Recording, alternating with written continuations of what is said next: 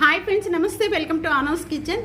చాలా తక్కువ ఐటమ్స్తో చాలా ఈజీగా చేసుకుని గణపతి స్వామికి ఎంతో ఇష్టమైన రవ్వ మోదక్ తయారు చేసే విధానం షేర్ చేస్తున్నాను. తప్పకుండా ఇదే విధంగా ఒక్కసారి ట్రై చేసి మీకు ఎలా ఉందనేది కామెంట్స్లో తెలియజేయండి.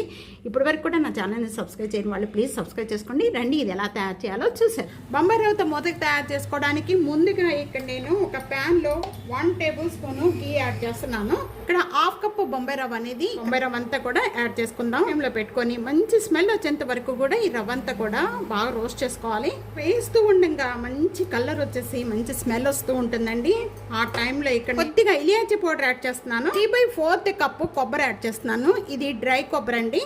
మీరు కావాలి అనుకుంటే మామూలు కొబ్బరి కూడా యాడ్ చేసుకోవచ్చు, పచ్చి కొబ్బరి కూడా. కొబ్బరి యాడ్ చేసిన వెంటనే కూడా ఈ కొబ్బరితో పాటు ఈ రవ్వ కూడా 1 మినిట్ వరకు కూడా బాగా వేయించుకోవాలి. కొత్తతో పాటు ఈ కొబ్బరి కూడా బాగా వేగి మంచి స్మెల్ వచ్చేస్తుందండి.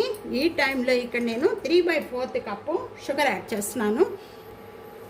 మీరు ఈ షుగర్ ప్లేస్లో కండెన్స్ మిల్క్ కూడా యాడ్ చేసుకోవచ్చు అండి. చాలా అంటే చాలా టేస్ట్గా ఉంటుంది. ఇది అంతా కూడా లో ఫ్లేమ్లో పెట్టుకొని ఈ ప్రాసెస్ అంతా కూడా చేసుకోవాలండి, లేకపోతే మాడిపోతుంది రవ్వ అనేది. ఫుడ్స్ ఏ అయితే ఇష్టమో ఆ డ్రై ఫ్రూట్స్ యాడ్ చేసుకోవచ్చు. 1 కప్ అనేది పాలు తీసుకున్నాను. కొద్దిగా వేసుకుంటూ కూడా కలుపుకుంటూ ఉండాలండి. హాఫ్ కప్ అనేది రవ్వకి 1 కప్ అనేది కరెక్ట్గా సరిపోతుంది.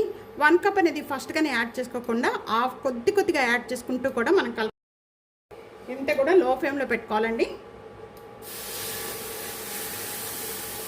ఇలా కలుపుకుంటూ పాలు పోసుకుంటూ ఉండాలి. ఇక్కడ నేను కొద్దిగా పాలల్లో సఫ్రాన్ వేసి పెట్టానండి కలర్ కోసం.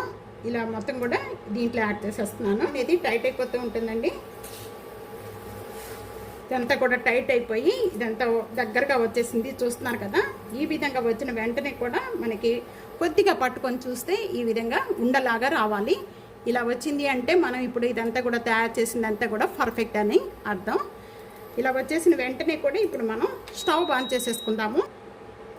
చేతికి అప్లై చేసేసుకొని మొత్తం ఇదంతా కూడా మనం తయారు చేసిందంతా కూడా ఒకసారి బాగా కలిపేసుకుందాం.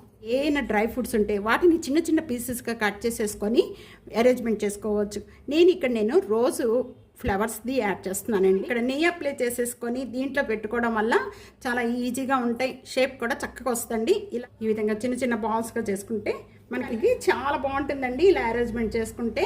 అలాగే మీకు ఈ రోజ్ ఫ్లేవర్ లేకపోయి అనుకోండి, డ్రై ఫ్రూట్స్ కూడా మనం అరేంజ్మెంట్ చేసుకోవచ్చు. ఇలాగ బాగా ప్రెస్ చేసేసుకొని ఇలా చేసేసేయండి.